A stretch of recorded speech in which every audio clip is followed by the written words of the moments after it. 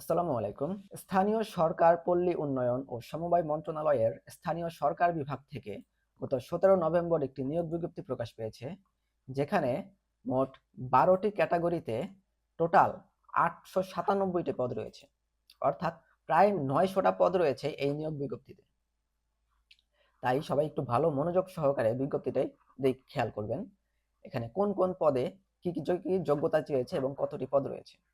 12টি ক্যাটাগরির মধ্যে শুধুমাত্র এই 1 নং ক্যাটাগরি অর্থাৎ পৌর নির্বাহী কর্মকর্তা ক শ্রেণীর নবম গ্রেডের চাকরি যেটা, এটার বয়সসীমা হচ্ছে 18 থেকে 35 বছর। বাকি প্রতিটি পদের জন্যই বয়সসীমা 18 থেকে 32 বছর।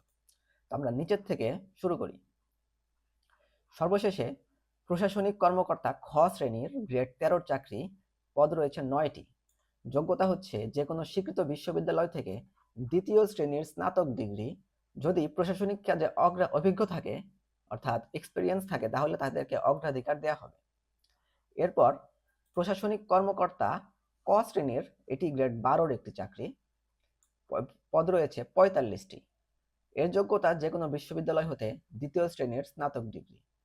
অর্থাৎ এই প্রশাসনিক কর্মকর্তা খ শ্রেণী এবং ক শ্রেণীর যোগ্যতা একই, পদ সংখ্যা ডিফারেন্ট এবং বেতন গ্রেডে একটা ডিফারেন্স আছে, অর্থাৎ একটা 12তম গ্রেডের একটা 13তম গ্রেডের। এরপর পৌর নির্বাহী কর্মকর্তা খ শ্রেণী, এটি গ্রেড 10-এর চাকরি, পদ রয়েছে 20টি। এক্ষেত্রেও স্বীকৃত বিশ্ববিদ্যালয় থেকে দ্বিতীয় শ্রেণীর ডিগ্রি লাগবে, তবে সেটা স্নাতকোত্তর। প্রশাসনিক কাজে যদি অভিজ্ঞতা থাকে তাহলে তাদেরকে অগ্রাধিকার দেওয়া হবে। এরপর উপসহকারী প্রকৌশলী যান্ত্রিক অর্থাৎ মেকানিক্যাল, গ্রেড 10-এর 81টি পদ রয়েছে। যোগ্যতা হচ্ছে যান্ত্রিক প্রকৌশলে ডিপ্লোমা অথবা স্বীকৃত প্রতিষ্ঠান হতে সমমানের শিক্ষাগত যোগ্যতা। এরপর উপসহকারী প্রকৌশলী বিদ্যুতের, এই উপসহকারী যে কয়টা আছে সবগুলাই 10ম গ্রেডের চাকরি, প্রত্যেকটি হচ্ছে এক এক ডিপার্টমেন্টের। যে এর আগেরটা ছিল মেকানিক্যাল, এরপর একটা ইলেকট্রিক্যাল। এক্ষেত্রে পদ রয়েছে 122টি। এর যোগ্যতার ক্ষেত্রেও এই সেম ডিপ্লোমাই লাগবে অথবা সমমানের যোগ্যতা লাগবে, কিন্তু সেটা ইলেকট্রিক্যাল অর্থাৎ ইলেকট্রিক্যাল থেকে হতে হবে, বিদ্যুৎ প্রকৌশল থেকে। এরপরেরটা উপসহকারী প্রকৌশলী সিভিলের, পদ রয়েছে 77টা। এর যোগ্যতা হচ্ছে ডিপ্লোমা লাগবে, সেটা পুরো কৌশল বিষয়ে হতে হবে অথবা এর সমমান অন্য কোনো ডিগ্রি থাকতে হবে। এরপর যে কয়টা আছে অর্থাৎ 1 থেকে 6 নং পদ পর্যন্ত প্রত্যেকটি নবম গ্রেডের অর্থাৎ ফার্স্ট ক্লাস চাকরি। সবশেষে 6 নম্বরে যেটা রয়েছে সমাজ উন্নয়ন কর্মকর্তা, পদ রয়েছে 57টি। যোগ্যতা হচ্ছে স্বীকৃত বিশ্ববিদ্যালয় হতে সমাজ বিজ্ঞানে স্নাতকোত্তর ডিগ্রি অর্থাৎ মাস্টার্স কমপ্লিট করা থাকতে হবে, সেটা সমাজ বিজ্ঞান সোশ্যাল সায়েন্সে হতে হবে। পাশাপাশি অভিজ্ঞতা থাকলে অগ্রাধিকার পাবে।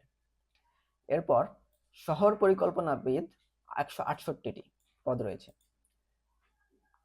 যোগ্যতা হচ্ছে বিএসসি ইঞ্জিনিয়ারিং সহ টাউন প্ল্যানিং ও রিজিওনাল প্ল্যানিং এ ডিপ্লোমা ডিগ্রি হতে হবে অথবা নগর পরিকল্পনা বিষয়ে স্নাতক ডিগ্রি থাকতে হবে। অর্থাৎ এক্ষেত্রে দুইটা কন্ডিশন দিতে হয়, নগর পরিকল্পনা বিষয়ে অনার্স কমপ্লিট থাকতে হবে অথবা যদি ডিপ্লোমা করা থাকে সেই ডিপ্লোমাটা হতে হবে টাউন প্ল্যানিং অথবা রিজিওনাল প্ল্যানিং এ, এবং এর পাশাপাশি একটা বিএসসি ইঞ্জিনিয়ারিং ডিগ্রিও থাকতে হবে। এরপর মেডিকেল অফিসার, পদ রয়েছে 177টি। যোগ্যতা হচ্ছে এমবিবিএস পাশ করা থাকতে হবে, তবে এর পাশাপাশি যদি প্রাথমিক স্বাস্থ্য পরিচর্যার কাজে অভিজ্ঞতা থাকে তাহলে তারা অগ্রাধিকার পাবে। 3 নম্বরে সহকারী প্রকৌশলী সিভিল, পদ রয়েছে 84টি। এক্ষেত্রে পুরো প্রকৌশলে স্নাতক ডিগ্রি থাকতে হবে অথবা এএম, আইই, এও এইটাতে পুরো সেকশন পাশ হতে হবে। এরপর হিসাব রক্ষণ কর্মকর্তা নবম গ্রেডের 31টি পদ।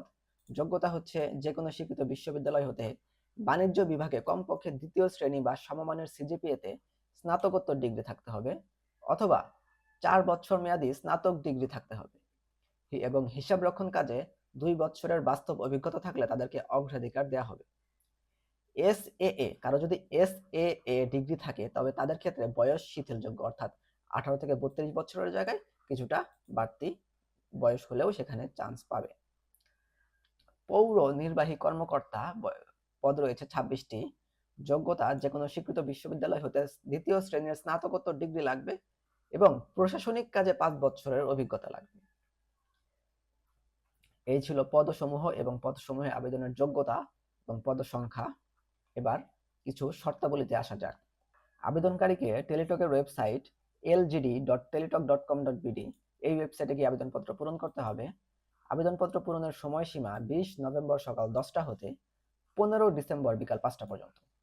এই সময়ের মধ্যে যারা ইউজার আইডি পাবেন আবেদন করার পরে, তারাই শুধুমাত্র পরবর্তী 72 ঘন্টার মধ্যে টাকা জমা দান করতে পারবেন। টাকা জমা দান না করলে আবেদনপত্র গৃহীত হবে না।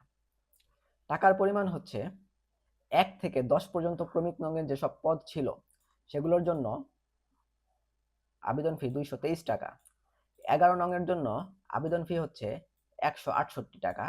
তবে 12 নঙের জন্য আবেদন ফি হচ্ছে 112 টাকা।